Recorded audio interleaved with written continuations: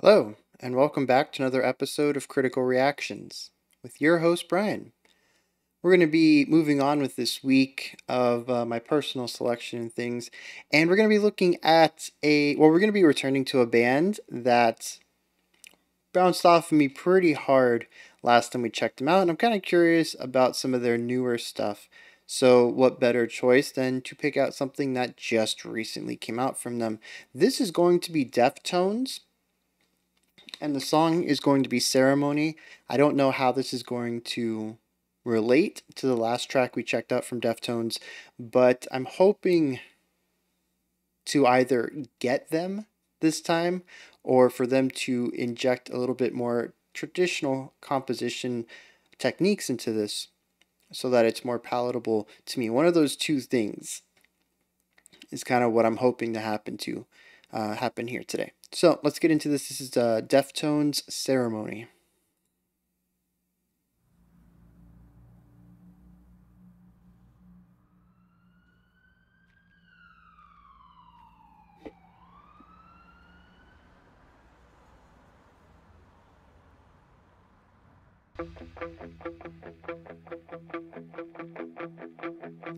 Ooh, really interesting time there. How can you see this is the end? Let's face the truth, it's obvious. A different morning, the same charade. Yeah, perfect example of an odd accented rhythm that really makes the time feel weird. It's all an illusion. Grab the surface, bound my lips, place the chair beneath Yeah, the really good ambient work right here. on the outside, just skin and bones. Show me what's there. It's an illusion. Interesting harmony going on in the vocals there.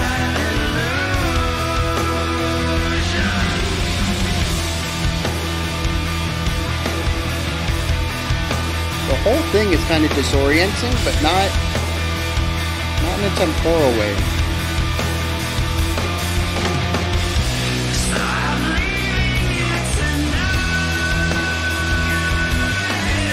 I like this third part right here.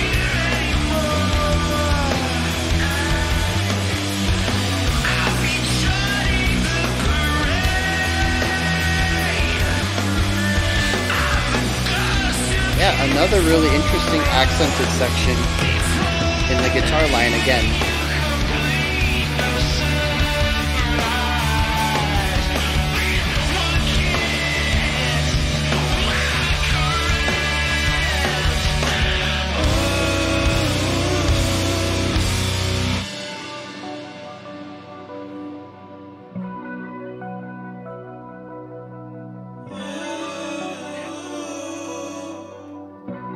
The world we share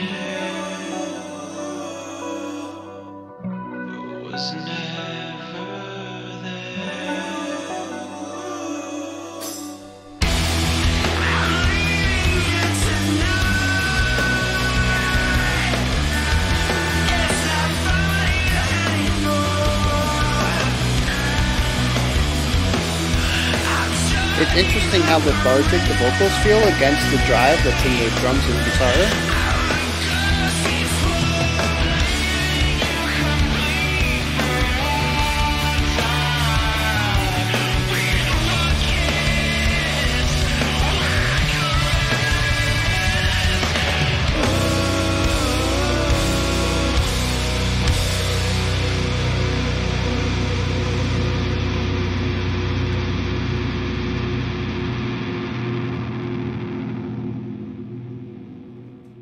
Okay.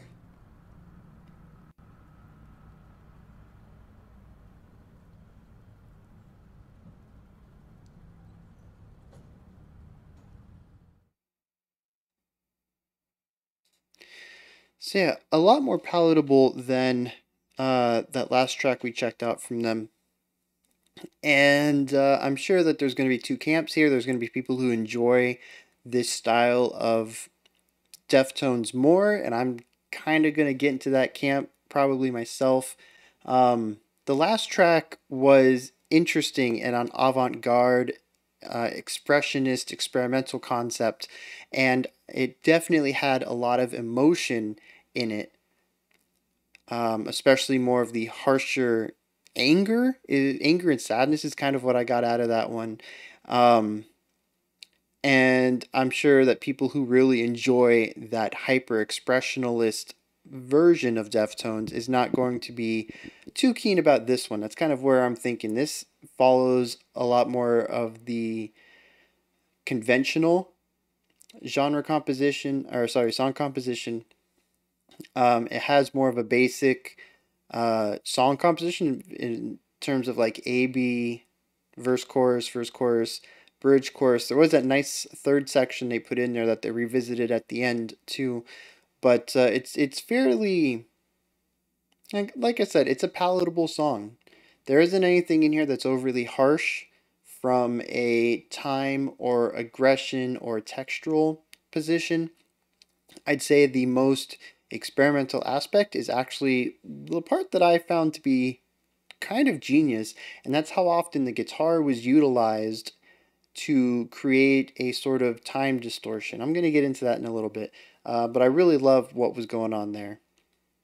Otherwise, though, the thing that really turned me off, kind of bounced off of me when we checked out the old one, was the vocals and sort of the just overly aggressiveness of the overall tone and sound. It was a simple song as far as composition goes, but it was just hugely emotional, and that lended it to be extremely aggressive.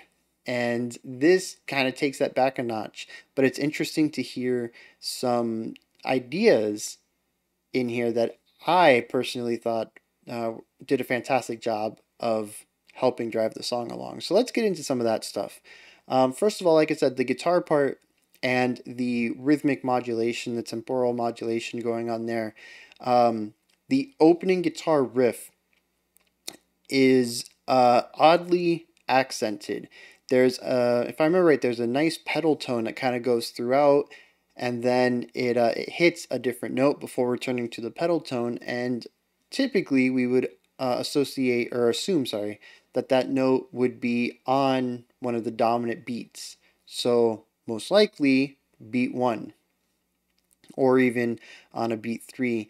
And I'm not sure where it landed. I didn't really get a chance to listen to that part in context with the drums.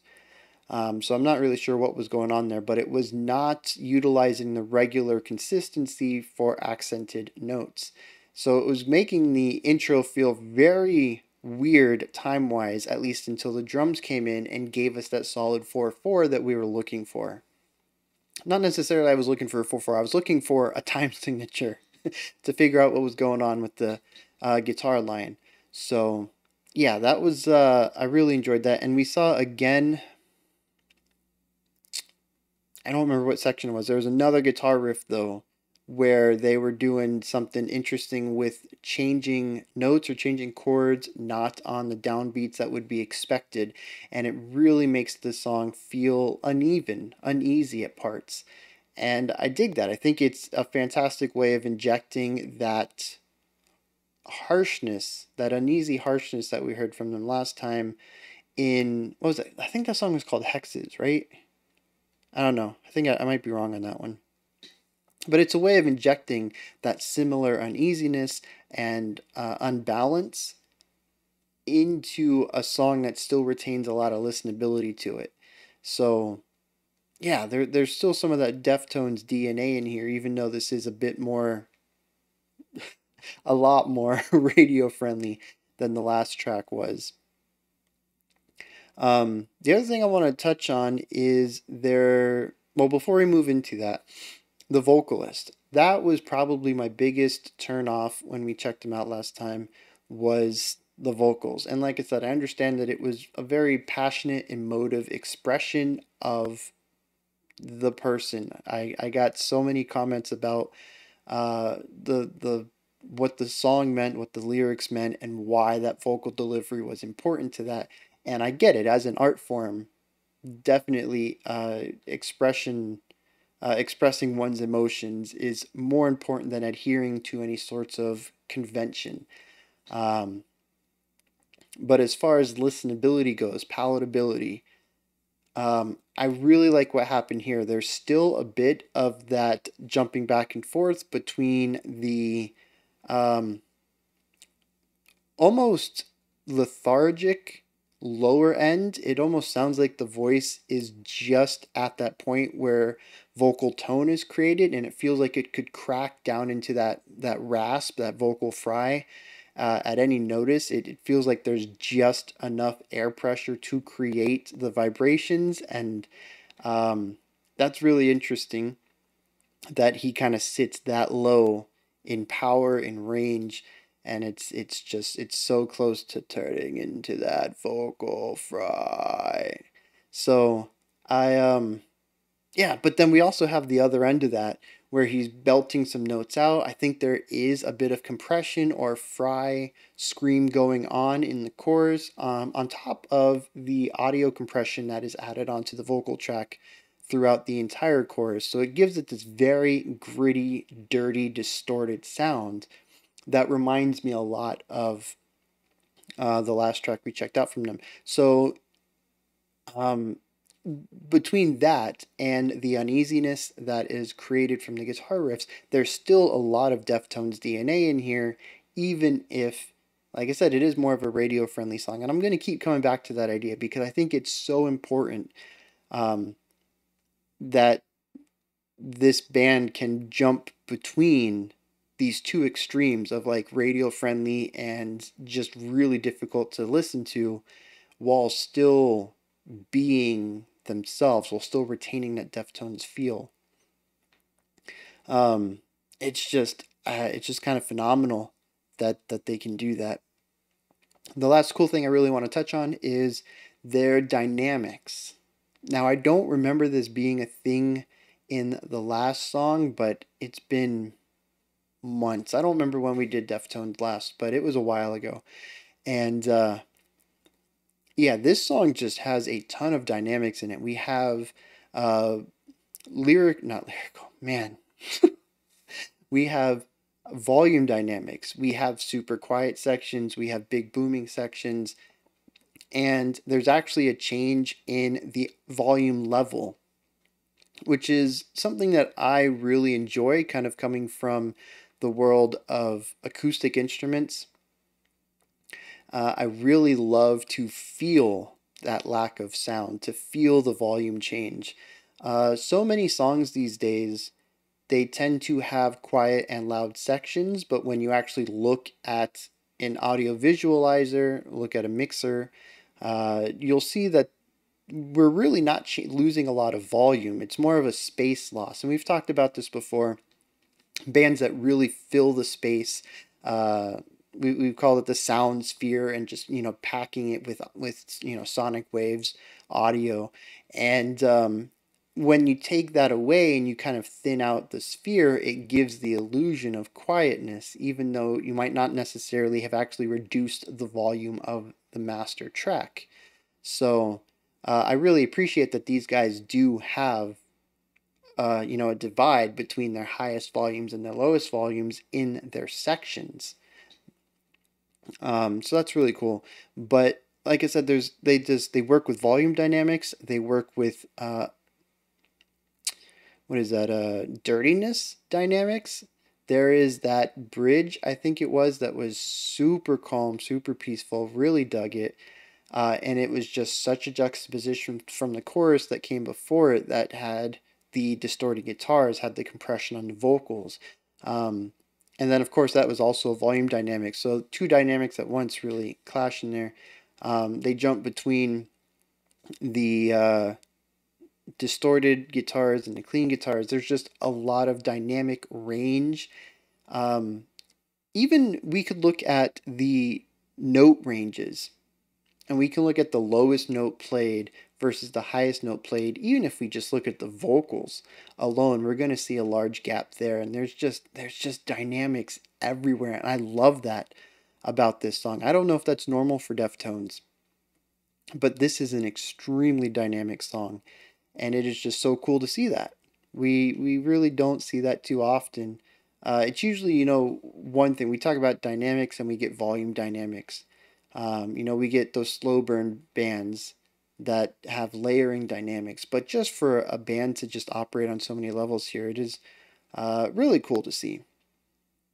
So yeah, those are my thoughts on Deftones' Ceremony. A short track and very palatable, very radio friendly, but like I said, it still retains a lot of what I kind of get to be Deftones sound, how they, distinctualize, how they keep their music distinct from their peers, their contemporaries, and yeah, like I said, even though it is radio friendly, it is still very distinctly Deftones. I could not get this confused for another group. And you just really have to appreciate that about a band that can shift between different ideas or genres or concepts and still retain that core soul about their music. But those are my thoughts. That's where you guys come in. Though, hit me up in the comments. Let me know if you enjoyed this or not. If there's anything I missed, or maybe any background to this. I know there's quite a few years. I think if I remember correctly, between the last one we checked out. I think it was called Hexes. I'm not sure. I'm gonna have to double check that. And this one, which of course is a brand new track, so there's plenty growth. I mean, plenty room for growth. But I kind of wonder if maybe they do still have songs like Hexes on this new album coming out called Ohms, and that's actually something I would be interested in next, to see if they still rate the hyper chaotic music and to see how they have matured in that realm of composition. So if anybody has any suggestions that could lead me in that direction, that'd be pretty cool. Above the comment box is the description box. There's links in there for stuff adjacent to the channel, like the Patreon, Twitter, Discord, all sorts of links in there. Like, subscribe, ring the bell. Those are some buttons under the description box. I'll be back tomorrow at 5 p.m. Eastern Standard Time, 9 p.m. UTC with another song. I don't know. I'll pick it tomorrow before I record. Just kind of flying by the seat of my pants here. Winging it, I think is what I said yesterday. Yeah. Until next time, remember to be critical and not cynical of the music you listen to, and have a fantastic morning, afternoon, or evening whenever you choose to watch my videos.